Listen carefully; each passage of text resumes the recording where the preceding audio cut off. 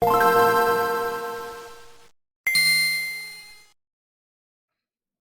a lie. All right. Sorry for the delay here, folks, but we're back with another episode of the Pink Boys podcast. And I supposedly have the full attention of joining us from. Okay, I do. Thanks for that confirmation. That means a lot. So it's amazing that this far in, I still have to get your undivided attention. So here we are. But yeah, I am joined by and I'm also joined by Tyson, right? Yep. You got me. Yeah. Good to hear it. I know I can always depend on you, Tyson. I can always depend on you. Other people, I can't.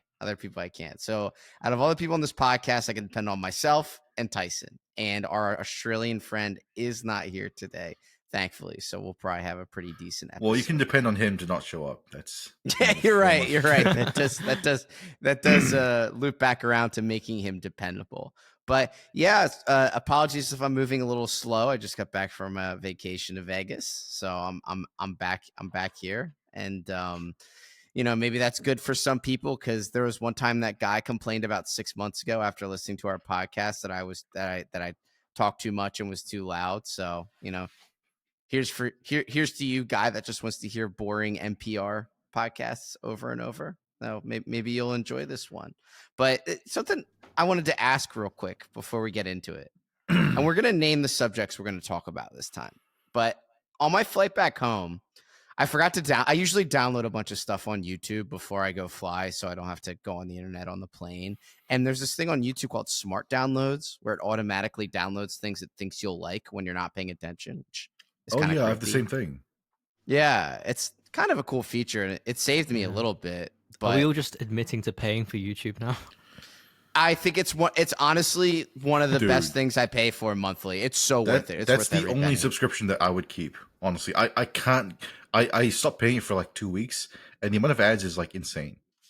The only problem is because it's on. If it wasn't for the fact that there's no other way to block ads on mobile, then I wouldn't have it. Well, not only the ads, but being able to lock your screen and work out while listening to YouTube. So you don't need, if you still have a music subscription service and you're signed up for YouTube, you're an idiot. You can just use YouTube for that now. And you're just kind of a loser if you have a Spotify music collection anyways. Oh, come on. No. Spotify, it has so many fucking songs. It doesn't matter. Okay. This is how I know you have I got in really early on paying for YouTube as well. So people have finally come around to it and they say, all right, yeah, I pay for it. So I don't understand how normies who don't pay for it, they watch stuff. Like there's an ad every 5 minutes. You're just basically watching cable TV at that point, you know? Yeah, and it's not even if I were on my even if I were in a bad financial situation, I would still make sure that my YouTube subscription goes last. I would let my own cable lapse or any other subscription based thing go before I got rid of paying for YouTube. It's totally worth it. It's worth every penny. But what I was leading to with that was one of the downloads, the smart downloads, was a Guardians of the Galaxy 3 review by Red Letter Media. And I had never listened to them before. I would only just see certain places on the internet talk about them. So I'm not interested in watching people discuss movies in that context, or even from a cinephile perspective. But I will listen to the episode because it was in front of me. And guys, why is that channel popular? It was awful. It was really sardonic and like unenthusiastic and boring, and they seemed like they were just going through the motions on everything. Like, do they have an actual genuine interest in movies or anything really? So you might not know this, but Red Letter Media is the one that started the whole train of hating the prequels. Like they're the ones that made the original YouTube videos, like dunking on Lucas for like making Jar Jar Binks and all that shit. Really? So they must be hanging out for a while. It was weird. It was like a lot of their comedy was, and then I guess this happened because that needs to happen. It was okay. Do you like movies or not? I don't understand. What do you even like it? I don't get what you're trying to say. It just they just try to come off as so annoyingly jaded why would I want to listen to something where the people doing it don't even like what they're doing, or at least sound like they don't like what they're doing? What were you saying? Is this just you? No, is this just you and Tyson in an alternate universe? What do you mean? What? I'm looking. I've never seen this channel before. I'm looking at it now, and it's. I'm What? getting the. Is there's a fat guy and a skinny guy? Yeah. Excuse. Oh, okay. Wow. Wow. Okay. No.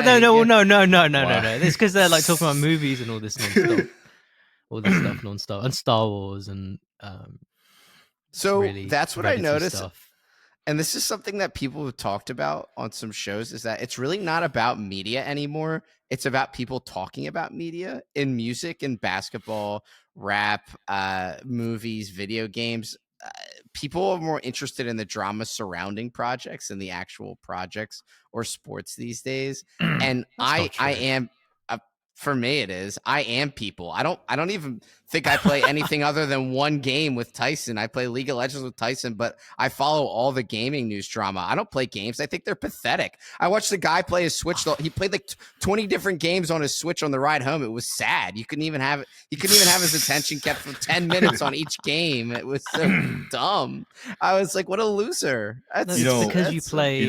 Ari brought up this theory a couple months ago. I mean, a couple podcasts ago, but it was you or Ari, but it was the idea that like these companies, they try and like create this drama just because they know that it's going to create views. Like they want like these right wing YouTubers to create like exposed videos on fucking Disney and shit because they know that that's going to drive like hate watching. I used to think no, there's no way that they're operating on like that deep of a level, but I don't know. I'm coming around to it. There was a theory surrounding that kind of thing with the Sonic movie. If you recall, when the original like look for Sonic was like ugly as fuck, it was very unfaithful to the games and stuff. Given how Sonic was on a massive decline, there was like this theory that like they orchestrated this whole thing to create like this whole drama, so people would look at Sonic and then like keep their eyes on it to see if it would get any better. And then from that point, they try and rebuild the brand, and I guess it worked out. Well, first off, Tyson, I was the one who brought up that point because I isn't smart enough to bring up a point like that. And second, Disney releases. I don't know if it's been proven or it's just an understood industry practice, is that they'll release rumors just to see how they're received by the audience. You know, maybe Kang will end up being, you know, this or an elephant man, or have Kang will have a big dick. Rumors are that he'll have a big dick, and then they'll see how everyone talks about that in the reactosphere or just Twitter in general. Or like, for instance, really obvious one with Star Wars was about a Rey movie coming out about the new Rey Skywalker. There were rumors about that way beforehand, and they probably used those rumors to gauge if they actually wanted to do that. So, you know, but that's what I was thinking, Tyson, about the Dylan Mulvaney Bud Light stuff. I really thought, because no one was talking about Bud Light more in my entire life than those 2 or 3 weeks where they had that. Dude, mascot. where are the conservatives now? Where are you now? I bet you're fucking back to drinking Bud Light, you fucking losers, right? How soon did this pass over? You're back to drinking Bud Light. Nothing you do will be of any fucking consequence ever, because that's all you're gonna do. You're just gonna fucking grill. You're gonna get angry for like 5 minutes, and then you're gonna go back to fucking doing whatever it is you do. So it's well, they're trying to do the same thing with Target now, and I don't think it's gonna work. Target's too much of a behemoth, but I think it at least worked a little bit on Bud Light. But no, it won't move the needle much culturally. But hey, maybe that's how it starts.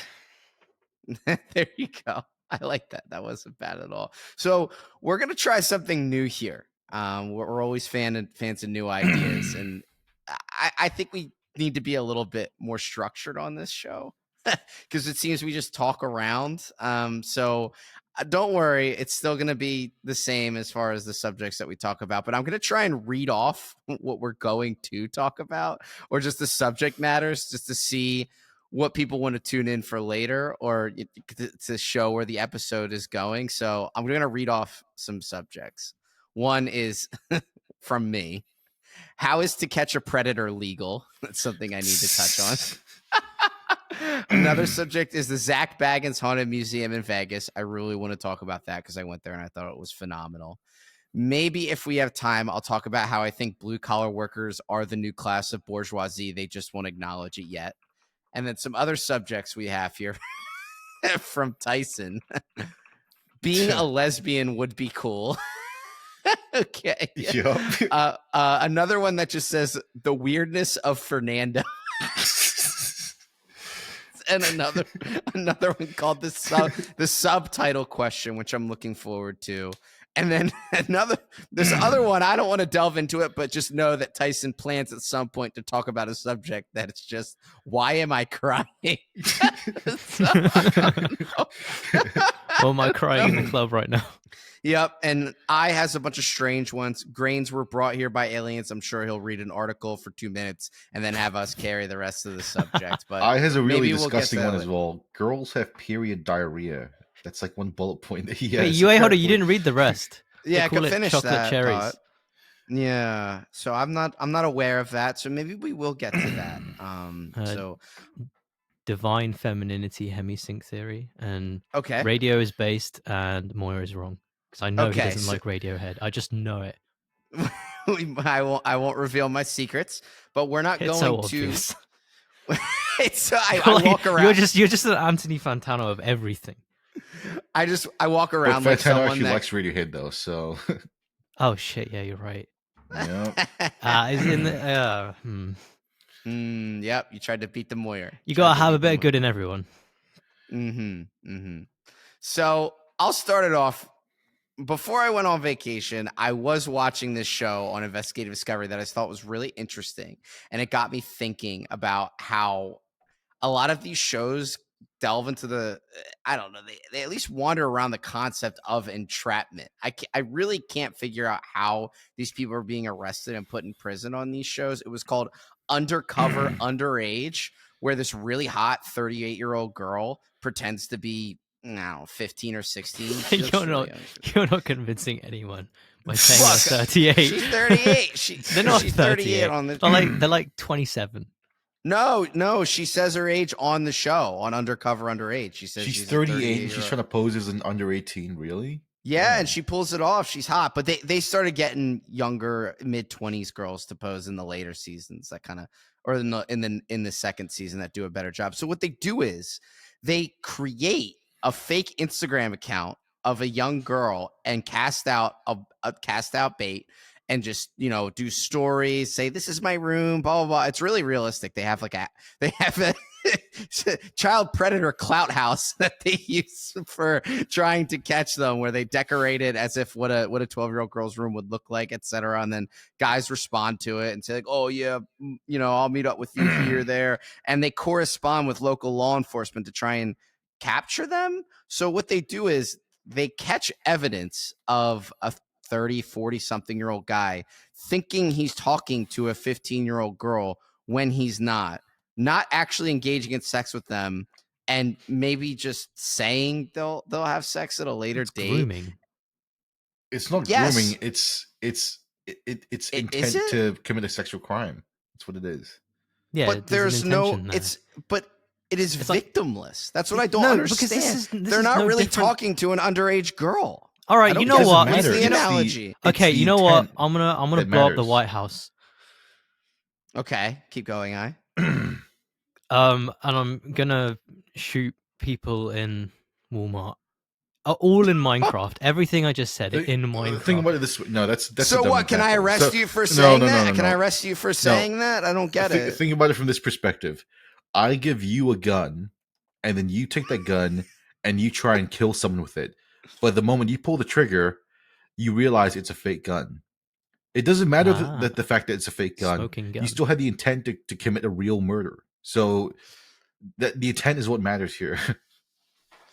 Okay, even though it's victimless. But I don't. So did you just describe the operating procedure of the FBI? Except they give you a real gun. Is that what I'm trying to? Is that what you're getting at? No, I totally get what you're saying, but I don't even think you could be arrested for that.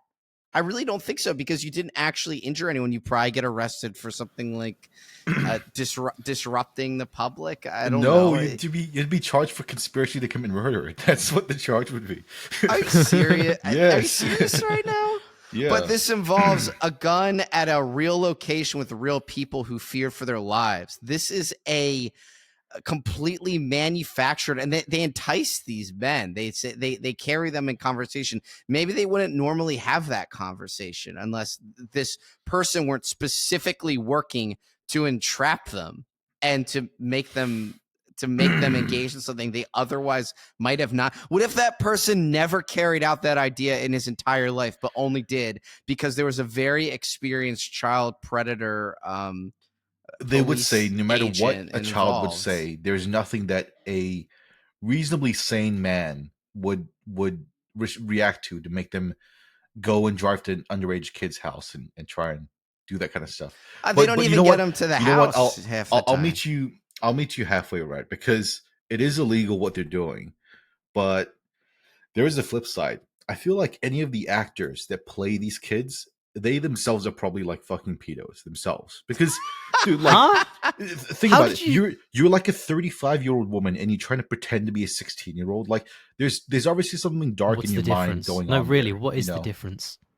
Honestly, Tyson, I'm hesitant to say this. Not only do I agree with you, that's step one there, but I'll take it a point further. It's really weird during the show where they'll face chat with these guys, and the guys will be like, "Pull your shirt down a little bit." Like, no idea they're involved. They're involved in this super elaborate scheme to catch them. But this girl does it so much. She leaves her family. She leaves everything to do this. You don't think there's some really small part inside of her that kind of gets off to it? Well, I mean, they must get something out that. It's like, I'm 35, but bit. I still pass as a 16-year-old, and it's like, hell yeah, I'm still in high school, and Twilight and. No, I think she gets off on the entrapment bit, not the passing a 16 bit. Nah, there's no way. Well, hey, it could be any of them. Why not both? So I think you have to have something you have to be hung up psychosexually on something to be someone who is obsessed with, because like a normal well-adjusted person just has kids, and if someone's a pedophile, they're like, yeah, I think they should die, and that's it. Or if someone ever came near my kids, I'd kill them. And yes, I agree, that's the way that most people should be. But for some reason to be like obsessed with it to the point where you're leaving your family and constantly interacting with these people, there's something that you're getting out of it at that point that's strange to me. This might be the point where you disagree with me. Go ahead, Tyson. Go ahead. This might be the point where you diverge from me in terms of agreeing, but that same analogy is the same logic that applies to like why people think the guys from Blue's Clues is a fucking pedophile, because the guy's like so deep into like being the Blue's Clues like kids TV guy that you think like, okay, there's something wrong with that. Like, fucking. I'm sorry, Tyson. We do differ there because I do not. That guy is provably not a pedophile. Maybe you're wrong because he's so far in it and so far in the kids show. How could he be? It's too obvious. You know what I mean? Or is he hiding in plain sight as one? Maybe, I don't know.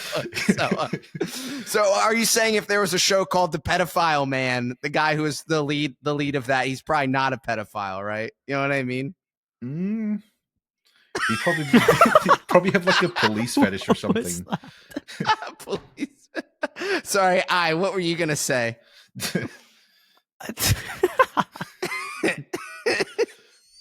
I'm at lost for words. Listen, man. Okay, here's the thing. I'll say sex offenders are real, and I think what they do is cool. What they do is cool? Is that what you said? No. That's literally what you just said. No. I think what people like Chris Hansen too long, buddy. what people like Chris Hansen do is cool. Okay, you might want to work on your verbal punctuation on that one. Absolutely. Yeah, I mean, I'm in here with you guys, so. Anyways, so no, I think there's a cultural difference between how sex offenders are handled in the US as opposed to the UK. Because in the UK, I feel like they're way more brutal. No. Have you ever seen a British Predator? Sex Dude, offender. I've seen like the British sex offender. the non-svids that you've shown me, and like the worst is that they'll get the cops called. In America, they'll get like shot in the face. If you go to jail as a pedophile in America, you won't make it a year in that prison without getting killed, unless you're in a special wing. They hate them in there. That's not what I was getting at. In the UK, we have like different flavors of sex offenders, unlike in America, where they're just like usually just crackheads and. So you have the crackhead Birmingham sex offender, or the like top hat monocle Londoner sex offender. Is that what you're trying to say? Choose your adventure. In the UK, we have so many different like builds. We have like wizards and mages, builds, and like aliens. You've got your Lyrians.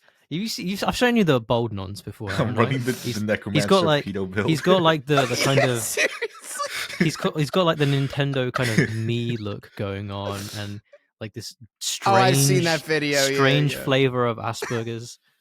And he's like, I was only doing it in a nice way. Yeah, I do remember that. Yeah. So, all right, let me put it this way.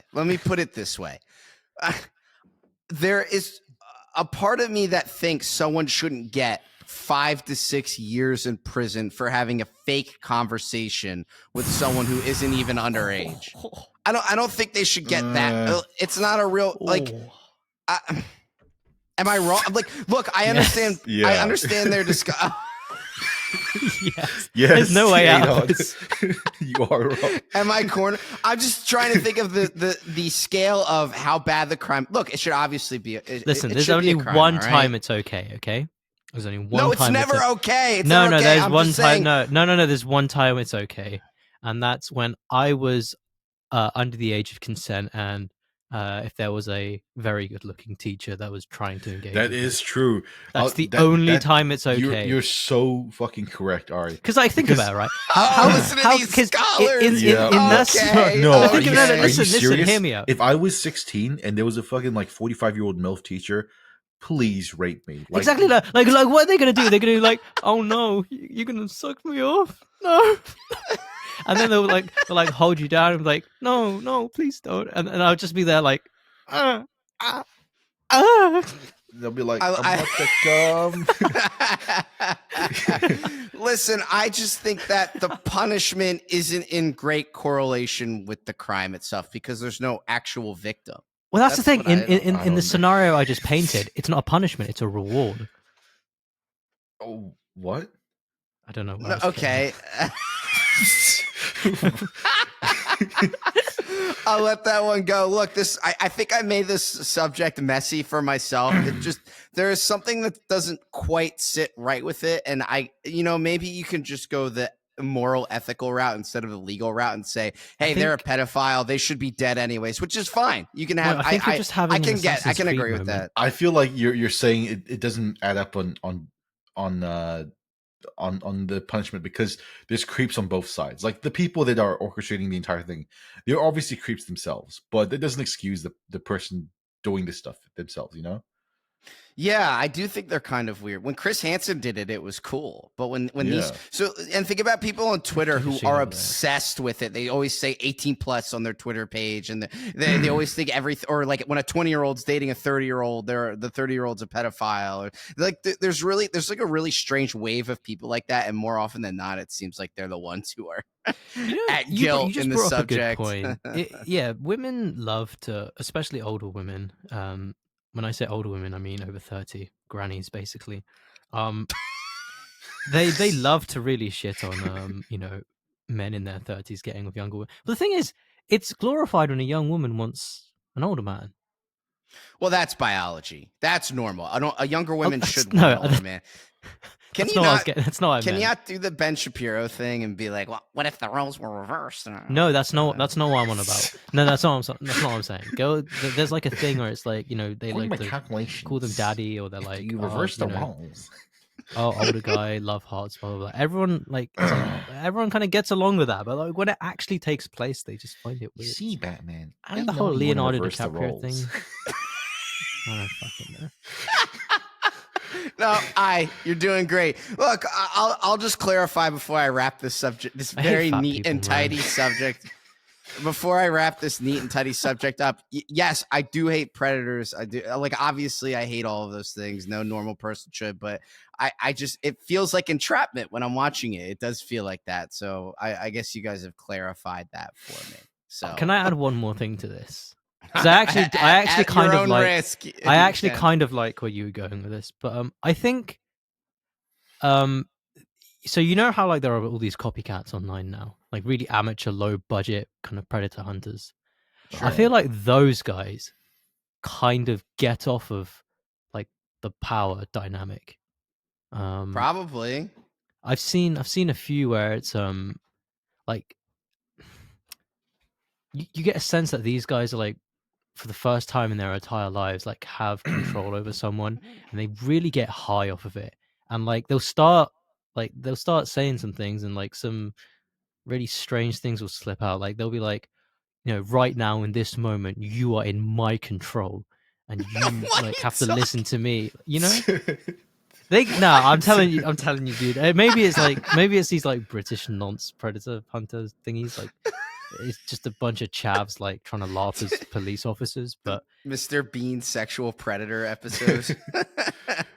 I got one real quick thing to tie the knot on this one, but I think I told Moyer this last week. But you guys know how there's like hierarchies in prison with each group, right? Like the whites, they have a hierarchy, like the Latinos and all that. So there's even a hierarchy with the pedos that get caught in prison.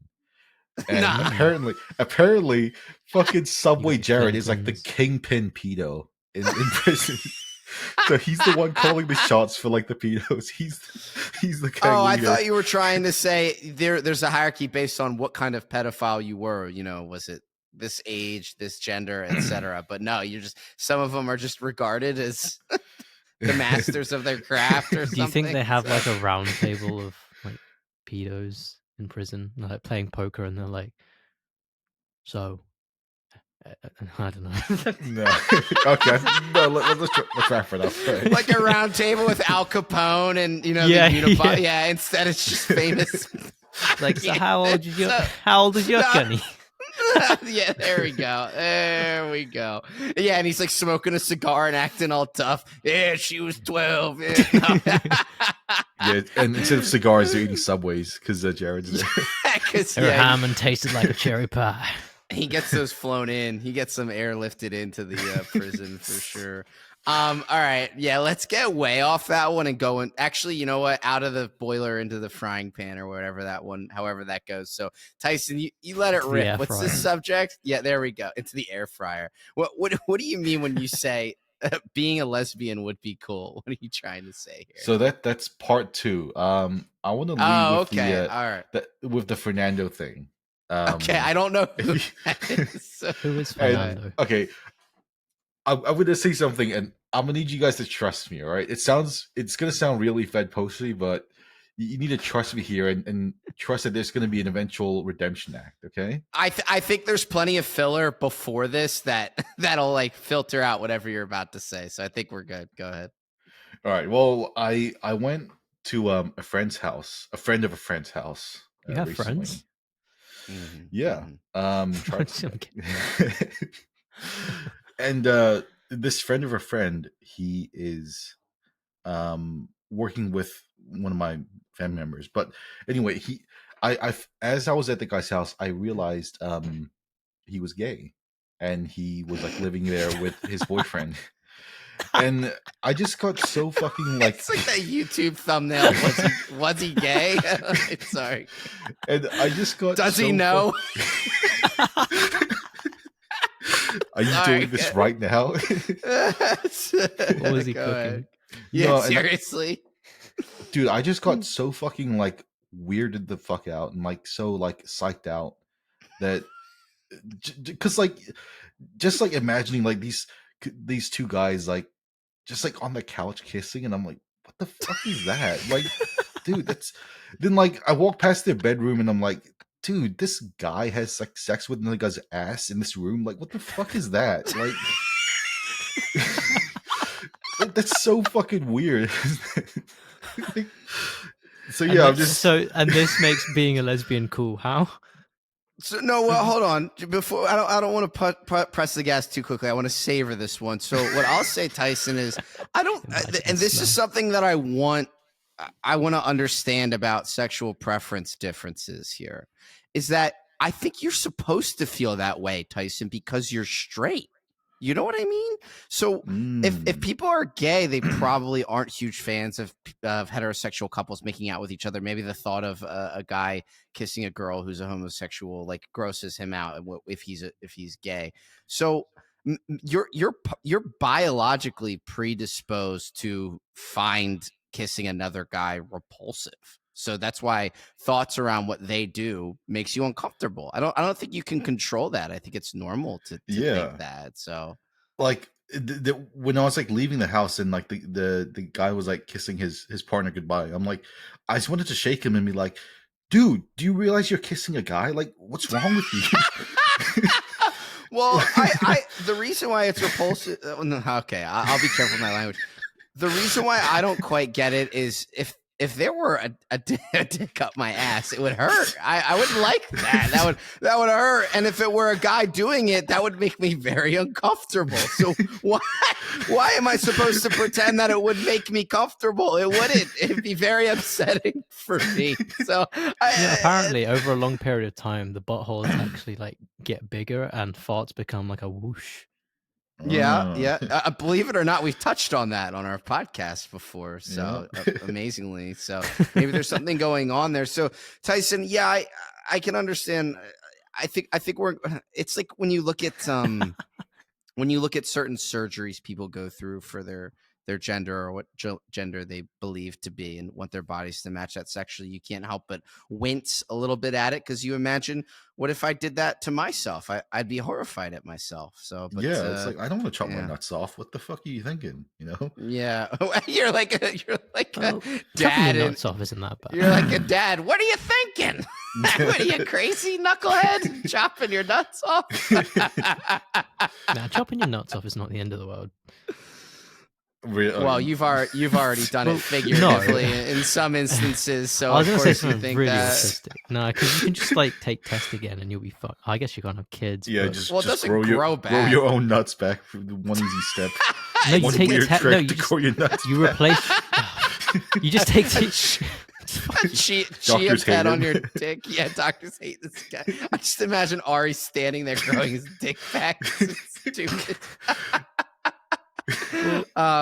Yeah, no, Tyson, I think you're just you're heterosexual and you're predisposed to finding uncomfortable of two men doing that. I think that's biology, and if gay men want to sit back and say they think it's disgusting when a guy and a girl make out, it makes them feel gross, and yeah, absolutely, more power. I'm not going to let this go that way, hold, but I actually recall Tyson once messaging me this gay test he once did.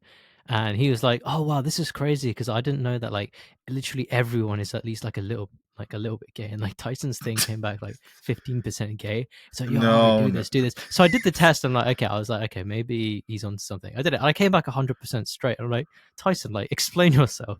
No, because no. Do you know why? Because one of the questions was like, would you rather have dinner with Barbara Streisand or Adriana Lima? And at the time, I didn't know Adriana Lima was like a fucking Victoria's Secret model, so I just picked Barbara Streisand because I know who she was, and that's why I got 15% gay. Yeah, that was a trap. That was a trap. Actually, talking about this just so I let the whole topic of homosexuality, I just let go when it comes to public discourse. The one thing that I do have to call out nowadays is, can we stop with bisexuality? It's not real. Being bisexual is not real. I'm sorry. You're either gay or you're straight. People who are bisexual are lying to themselves, or they're just straight people who want to feel a little more interesting because they kissed a guy once in their high school hallway and the vice principal saw it and had a meeting with their whole class. If we all haven't done that before, you know. I believe the opposite. Yeah. Okay, what's the opposite? Sorry. I believe that all gay people are partly bi. No, what I'm saying is when you say you're bi, you're lying to yourself about one thing or another. You're lying that you're completely straight or lying that you're completely gay. When you say, like, basically a lot of bisexual people I've met only seem to date one gender. And they maybe experimented one in college, so like to still pretend they are. You know what I mean? It reminds me of this show I used to watch. million listing where some girl was like, the guy was like, this guy was supposedly bisexual.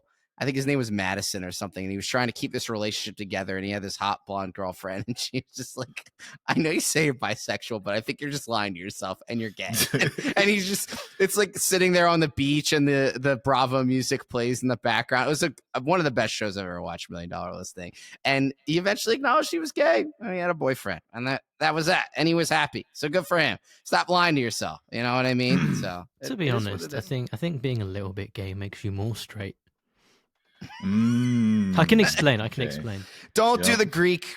We already did the Talboy thing. We've already done that. It's actually like, it's actually grounded in something, and I think you see this a lot, kind of in the manosphere. So men, there's a lot. Okay, so there are two types of guys, right? Let's say like a random guy on the street. I go up to him and I pull out my phone. Suck him off. Look at the. No, yo, look at this. 6. Yeah, okay. Look at this. It's just it's a picture of a guy's dick. There's two things he can do, right? He either recoils and he like kind of panics. He's like, "Ew, that's disgusting. What are you, gay?" Or like this and that. Or he'll be like, "Oh, okay, that's a guy's penis. Yeah, why?" The guy who recoils is clearly insecure in his masculinity. Why? Maybe because he's repressing something. And those that can like look, okay, so a straight guy that can like watch an entire gay porn in its entirety and not pull a full, like not even pull a half chub, and just like watch it in comfort and be like, okay, yeah, I'm watching this. I see what's going on, and like you're perfectly comfortable, and you can walk away and be like, yeah, I'm a God-fearing straight man. That's a man who's like truly straight, I think. Okay. Of course. I just want to say this what Ari just said is completely just because of the fact that his brain has been so desensitized from BBC posting on Discord for the past 3 years. I knew. If you didn't say it, I was going to, Tyson. So this man is giving us a lecture about how masculine it is to watch two men have sex because he just so happens to be someone who posts webms that he downloads to his own computer of black men having sex with each other. So that's just, how'd you expect Tyson and I to sit still for that one? How'd you expect us to sit still for that whole thing? No, here's the thing, but no, I trust you guys because you guys actually passed the test. Oh, okay. Whether you guys like it or not, okay. I have screen caps of Moyer saying, you know what, Ari won. I enjoyed that video. Well, that was probably the one where it was just his ass, which, you know, he had I don't know. Yeah, you don't know. I'd like to see the screenshot on that. Pull that up. No, I'm just kidding. Don't I can pull do it that right up. No, it's okay. Don't worry about it. I'm sure it doesn't exist. So too late. I found it. But since we're on this topic, there is a flip side that I wanted to get off my chest, and it's the fact that even though I feel really fucking weird when I see like gay guys and stuff. I don't see that same reaction when I see lesbians. I think they're fucking. I'm coming around to lesbians. I think they're fucking cool. Like, you know. So that's because you're straight. Yeah. No. Yeah. Exactly. No. It's like if I had a magical button where if I and I had to push it and I would either become a gay guy or a fucking lesbian, I would pick lesbian every time. Yeah, well, I did see one that was funny where it was talking about why do when women decide to become butch lesbians, they just end up looking like loser guys from 2003, like a button up with like a shitty necklace and a white shirt. It was a really funny tweet, but if you think about it this way, imagine you're a hot lesbian girl and you got a hot lesbian girlfriend and you're both living in a yep. like a trailer of some sort. You're traveling the country. You don't have to worry about getting pregnant. You don't have to worry about annoying guys. You can just scissor around and mess around and enjoy each other's femininity. Sounds like a sweet deal to me, to be honest with you. Yeah, it sounds like a sweet deal. So I'd be all about that. What are the Airstream? You're both cruising around in an Airstream. I would much rather live that life as a lesbian than being I don't know, a Manhattanite gay man with a boyfriend who probably cheated on me with 30 different guys because he went out one night. A fucking hot lesbian living the van life that you see on TikTok. Sheesh. Yeah, that's not bad at all. That's not bad at all. So I tend to smell horrible. Well, I'd shower. I'd be one that showered. So Yeah. Okay. Listen, I saw this tweet the other day. I don't know why this reminded me of this, but I mean, if you know of a girl that has solo traveled or backpacked and stayed at a hostel, I'm sorry, just run. It's true. You think it's over? Oh no! Yeah, those outdoorsy dudeish girls who are swagged out in Patagonia with low voices. Yeah, they're not that they're all lesbians or anything, but those girls tend to. I don't know. I tend to not enjoy those. And they call you have, like, dude. They say dude to on you. their face When a girl and... says dude to you, oh, I can't stand that. That's awful.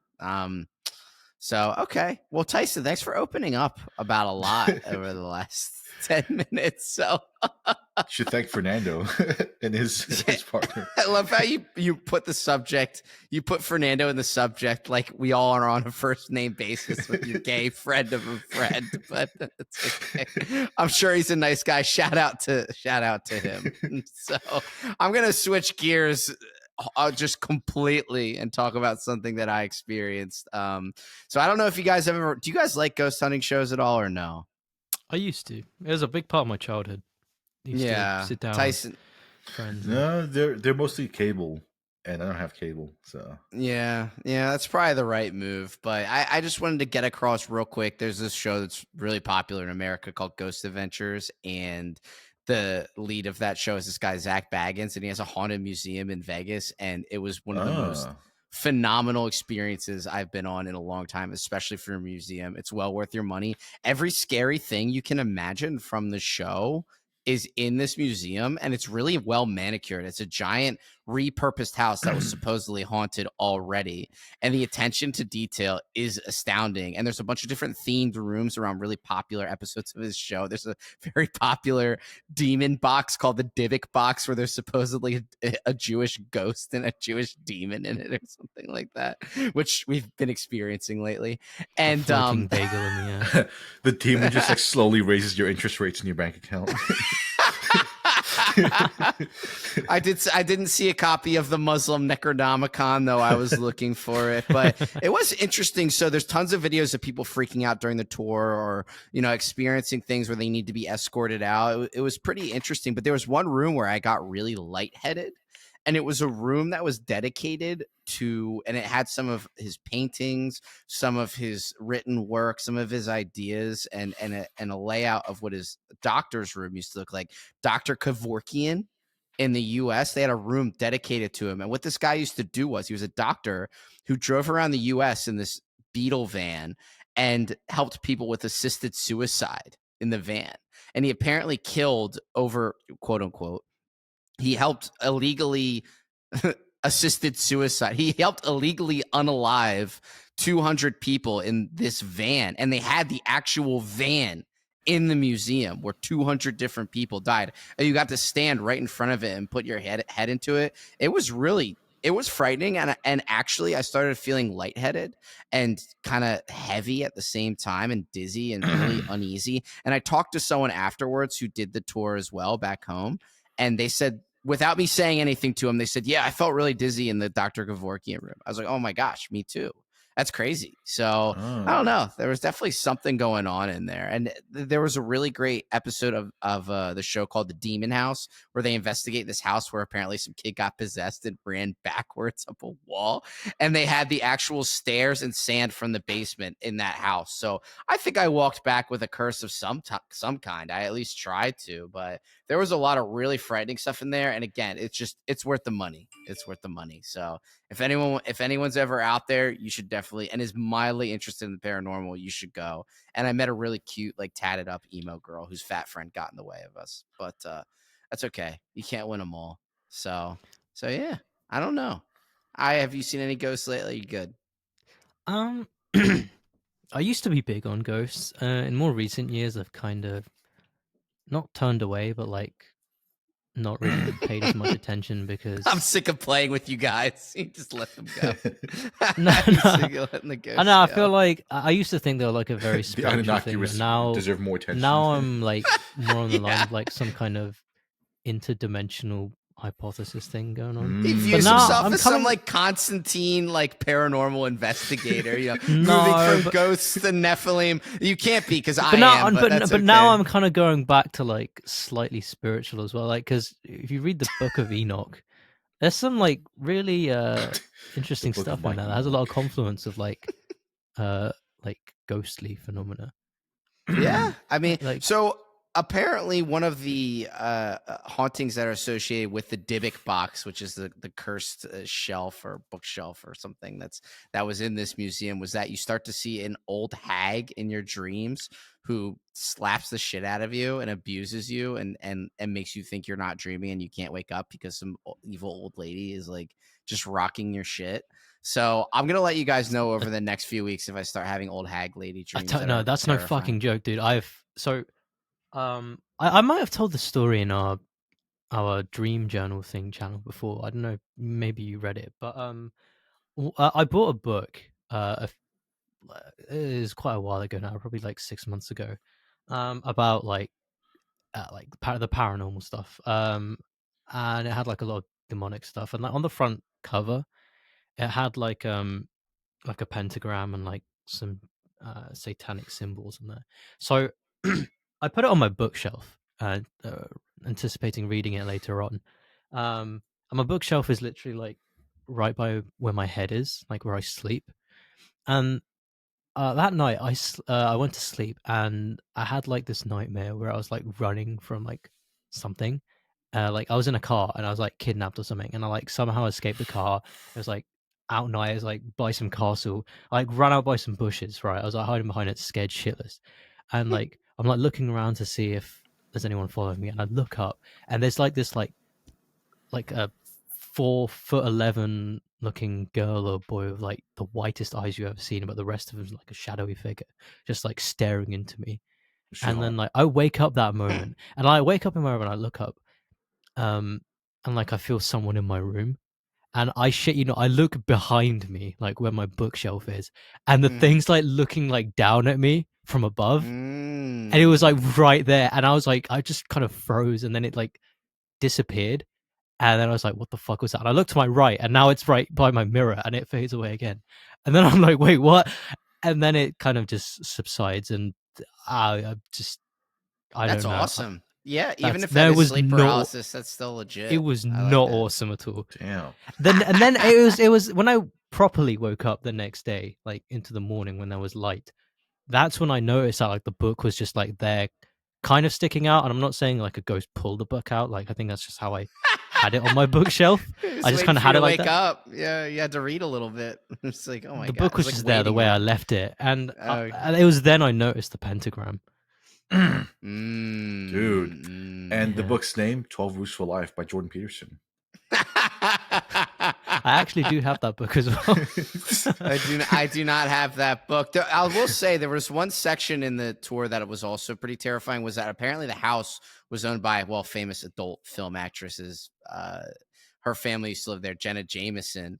And apparently her dad or stepdad ritually sacrificed people in the basement, and her brother said they saw guys with hoods down there. When you walk down in the basement in the house, it's part of the VIP part, which I signed up for. It was pretty terrifying. It was scary. It felt really heavy, and they always leave investigative equipment on to see if anything comes through. So the whole house, I feel like, is just one giant paranormal experiment for Zach Baggins, and it was an honor to be a part of it. It was a really, really good time. So if you're ever out there, again, Zach Baggins Haunted Museum. But I'm going to switch gears here, and I'm going to give I a chance. So maybe we should have talked about this right after we were talking about the lesbians, but you have a subject called divine femininity hemisync theory.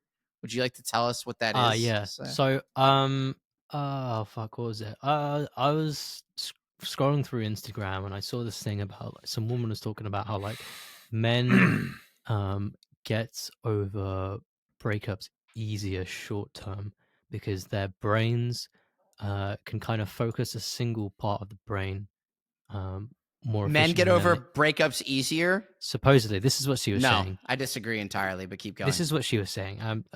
This isn't the whole thing.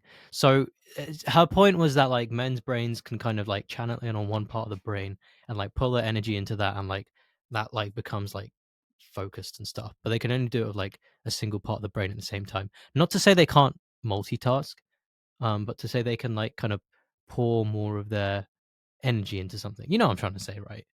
Like if a guy's like focused on writing, he'll probably write better than a woman. I don't know.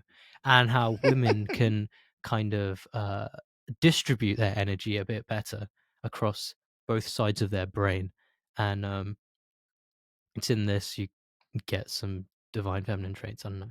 Anyway, so pulling this back to something I've talked about before, hemisync, which is like this CIA I think, was it Looking Glass? Or, I don't know. It's the thing where like you astral project and like travel dimensions and stuff, and I you know forget what that that kind was of thing. called, but I know exactly what you're talking about.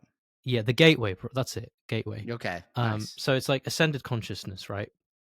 So the idea with that was the brain has two hemispheres, and if you can learn to synchronize them together through like I don't know, binaural beats or meditation or astral projection, whatever it may be, you can bring about an ascended form of consciousness and do cool shit that's reminiscent of what the ancients would talk about. So you want to become a transcendental psychic woman? No. So the thing that the woman was saying on Instagram made me think: Instead, if he it's became a really true that a transgender woman, psychotic woman. if it's true that a woman can kind of innately synchronize their hemispheres in their brain, then it stands to reason, and if this gateway thing is also real, then it stands to reason that like, yeah, women are innately more uh intuitive and like spiritual in nature. I think that's what divine femininity is in a kind of material sense. It's the fact that they can synchronize their brains um as one, whereas men struggle to do that. Oh, I You see see what what I'm you're getting at? saying. Yeah, I think it's like a connectiveness. And Yeah. that's why women have better intuition than men, because they have this connectedness to others So, and like, the world that others don't have. sort of like a hive mind. Is that what you're saying? No, it's like this is The just like women bored on a psychological level, their brains kind of interact in a more linked fashion, whereas men kind of uh, work a bit differently. I mean, I can believe it. Not to say men can't do the other thing. It's just it's a conscious effort to do that. Like, I think that's what makes them maternal too. Go I ahead. remember reading Yeah. that like fungus, they have like a single consciousness spread out over like multiple organisms. Like apparently, like a 20,000 fungus organism can have like one single consciousness. So I don't know. Women Maybe are women have like fungus. more. Yeah, Beers maybe can they have talk more to each mushrooms other. in their brain or something. Yeah, I don't know. That could be something that kind of lends credence to that. I always notice that animals, pets, I don't know, cats, dogs, whatever, they tend to like women more, or they tend to be more interactive with women than men because they view them as like caretakers. So glad you said this. Are Yeah. you familiar with Rupert Heldrake? Is that his name? I think that's because dogs and some women they want to.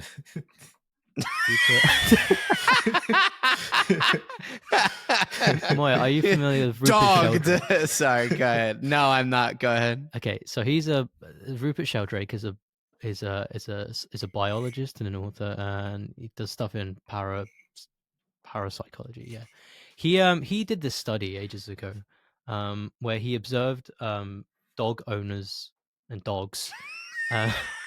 And white women. Coincidentally, yes. I think those two are probably the best to study because they have really strong connections.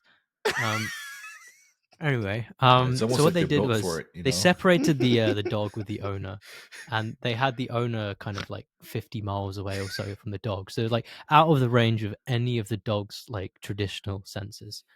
And they observed the dog with a camera at home, and the dog was just like sitting, chilling, and the owner's like out and about doing its thing, going about its day. And the researchers would randomly, at a random time of day, phone up the owner and tell them, "You're going to go home now to your dog." And the moment they do this, the dog gets up and goes to the door. and it waits. Oh, I have heard of this study before. I know exactly what you're talking about. That is so interesting. The first time it happened, they thought there's no way, it has to be a coincidence. No, it was repeatable over and over and over and over again. Really? Yes. Yeah, that's super. Yeah. So that's this strange. is like actual real world evidence of some kind of like telepathy going on, or like, and this is the bizarre thing about this is like, traditionally when people like think about the idea of telepathy, they think within like humans have their own hive mind, blah blah blah. No, this is like between two completely different species.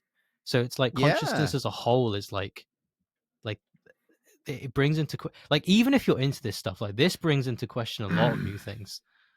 Well, it's like now you're talking to animals and plants. Yeah, but yeah, like a Disney princess. Yeah, but it kind of veers into the whole Mother Gaia attached Earth Akashic field stuff, which bothers me. But that's okay. We can get New Age. We're cool. We're New Age. So you can that's quite fine. easily like bring it back into like something biblically consistent by saying God gave us dominion over all animals, and that extends to something. Yeah, you know how like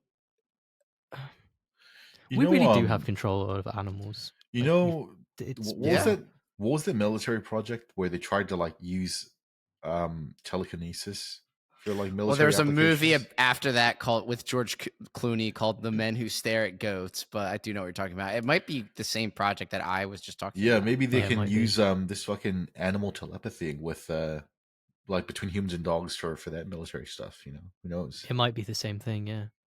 Yeah, because I know with the Hemisync thing, one of the things I was listening to Robert Monroe, the guy who did the gateway thing with the CIA. He went on Art Bell is it Dreamworld? I think it was a comfy show. Well, it was probably Coast to Coast, but no, it wasn't Coast to Coast. It was the other one. Oh, okay. He had two shows. Enough. This one's the more obscure one. So gee, more obscure than Coast to Coast. Okay. So he was talking about how like when he was first getting into this, he was playing around with like once he had gotten used to astral projection, he'd go into other people's houses and try and interact with things in other people's houses, and he was able to pull off like poltergeist-like activity with his friends. Really? Yeah, so he'd be watching his friends, and he'd do like some stuff where like tries to move a fork in the kitchen, or like if there's like steam from cooking, he'd like kind of create clouds of smoke with his hands and stuff. And his friends would bring it up like casually, like, yeah, this is kind of weird. Yeah, I don't know, it's weird. Hey, that was a good little bonus at the end there, though. But what was the guy's name, just so we look it up? Rupert Sheldrake. All right, good. You're getting a little bit better. You condensed it. You didn't finish it well, but you condensed it. So yeah, no, I'm good. I'm happy with that. Go ahead, Tyson. I think I'm the one that's like experiencing brain rot at the moment, not Ari, because when you brought that up, Ari, like the first thing that just jumped to my mind was like a gay guy learning astral projection so he can suck off his friends in the astral realm. Yeah, you know what? I bet your two friends that had you over were like, oh, Tyson's kind of gross and weird, not like us. So, especially when he thinks of strange things like that. So, you know what though, Tyson? I'll give you the last go around here because this hour went by really quick. Time flies when you're making excuses for predators and animals and ghosts and whatnot. But I'll jump in here. You have a subject here. It's called the subtitle question. What are you trying to say here, buddy? Yeah, apparently, fucking Zoomers, they're unable to watch films these days without subtitles. Like they'll have like really clear audio on a film, and they'll be unable to hear the audio unless they have some subtitles below. What? Where is this coming from? And you know what? I'm actually in the same boat as well. Like sometimes I'll have like headphones on and I can hear every word, but it just sounds like fucking weird and fuzzy. So I just need subtitles. Otherwise, I just can't watch the film these days. So I've noticed this. Maybe they changed something with production over the last few years and the way that they export films, but I can barely hear what people are saying half the time when I watch movies and shows. Maybe it's because our attention spans have been deflated or we don't realize how much we're looking at our phones during something. But I watch everything with subtitles, and people get annoyed whenever I watch something somewhere else. I ask them to put on subtitles, and they say dear, we have to put on subtitles, but they usually don't. They're like, shut up, we're not gonna put on or whatever. So I don't know. I don't. I need them whenever I'm watching something where I actually want to know what's going on. I put on subtitles and I like it. You know, the number one excuse I hear for people who don't like subtitles is they say they don't get to take in the moment that as the director intended or as the writer intended, because you see what it's going to say before the actor delivers it. How much brain power are you allocating to a fucking subtitle? Like, it should be subconscious at that point, you know?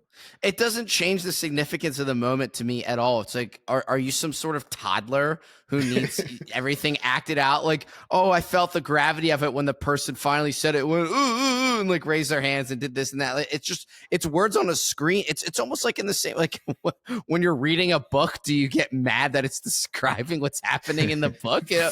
But you're mad in a movie because it says what the actor is saying. It makes no sense to me. Subtitle people who are anti-subtitle are kind of losers. I was researching for an answer as to why people need subtitles more, and apparently they used to mix the audio back then for films without subtitles, but because of the inclusion of subtitles, the people that do the film audio these days, they just get really fucking lazy and mix it like dog shit, and then they just say, oh well, they're just going to rely on the subtitles, so it doesn't matter how you mix it, no matter what, you know? Really? That's an interesting way to put it. You just gave me an idea of something that doesn't need to exist. Go ahead. So imagine you build a chair where subtitles are read into your butt cheeks through Braille, so you can focus completely on what's going on the screen, while also while reading with your ass. Yeah, in comfort. In comfort. Yeah, it probably would feel a little good too, wouldn't it? So yeah, you got me thinking. So, oh my goodness. Well, now that hold on. Can you go to the? Can you? I think we think of a new business idea every week. That's amazing. That one's not one of our better ones. I definitely heard better from both of you. But can you go to a movie theater and see closed captioning?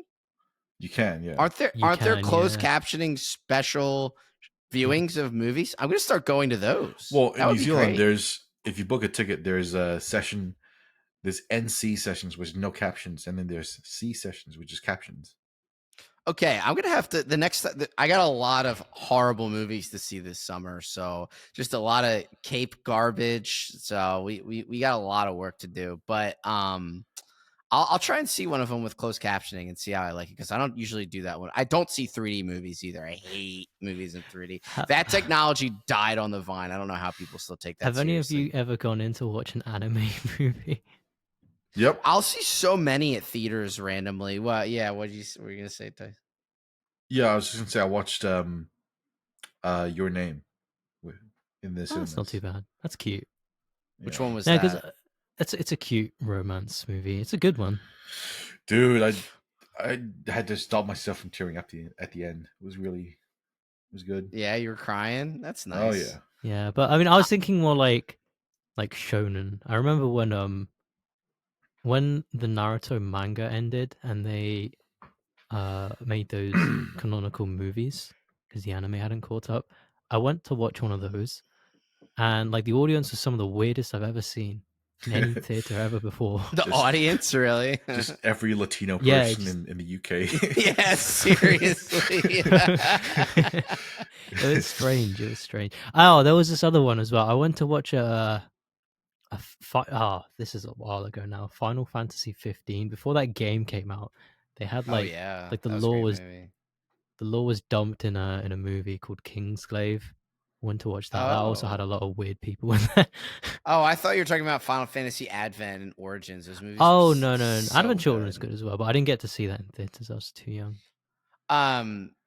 Yeah, no, that's I just can't stand 3D movies. But I had the day off work and I almost went and saw an anime movie, but it was one where you had to have seen the show to even Was it Demon Slayer? So yeah, that's so why that's I the thing. thought, well, I haven't seen all 100 episodes of Shingeki no Denetsu Volume 20, so why would I go and see this movie? I wouldn't get Demon it. Slayer See, is that's the good thing. as With this standalone. Naruto one, you had to read. I mean, not if the a anime. Bleach movie came out, I've seen every single one of those stupid episodes. But with the so I Naruto get one, you that had to movie, read the but, fucking manga, you so know, you it get just- the weirdest. It seems of the like weird. some of them are marketed towards people who have watched the show already, which makes sense, right? But it's probably not why tons of people go out and see them.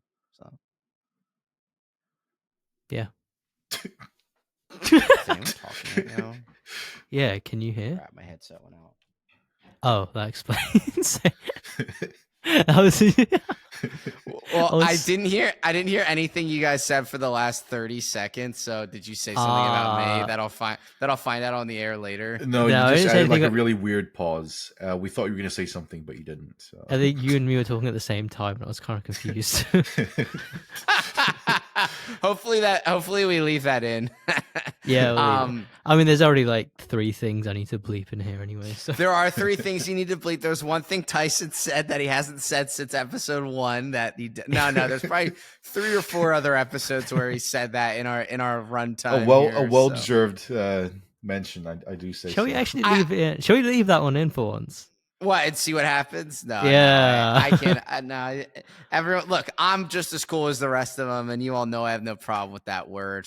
But let's just say, actually, it's funny. I did see the real laugh. That's what I was trying to show you. I saw the real Laugh Factory in Vegas when I was driving by it. You know, the Laugh Factory where Cosmo Kramer had his infamous breakdown. Where he said a certain word that you shouldn't be saying, and Tyson didn't get the joke. I said, all right, I'm up next. So and then he's like, oh, nice, you're going up. Like, no, it's a joke. But no, I believe you as well. No, I thought you finally broke your mold and you're finally going to go up and do an open mic. But I would never that's too much to participate or see an open mic ever again in my life. So, all right, it's been an hour. It's been fun. I feel like I've revealed a lot of hands this episode. I don't want to embarrass myself any further, so I'm gonna head out. But to the old hag from the Dybbuk box, I'll see you in my dreams soon. And that's all I have to say. So, Tyson, what do you got to say? Yep. Gonna go pop over to my mate Fernando's house. But yeah, good episode. How about you? Play us out there, kid. So, for any nonces out there, any predators, I got a Glock in my Rari. Oh my god! 17 shots, no 38. When you know what I looks like in real life, and he says stuff like that, it makes it 20 times funnier. Oh my goodness! All right, later, folks.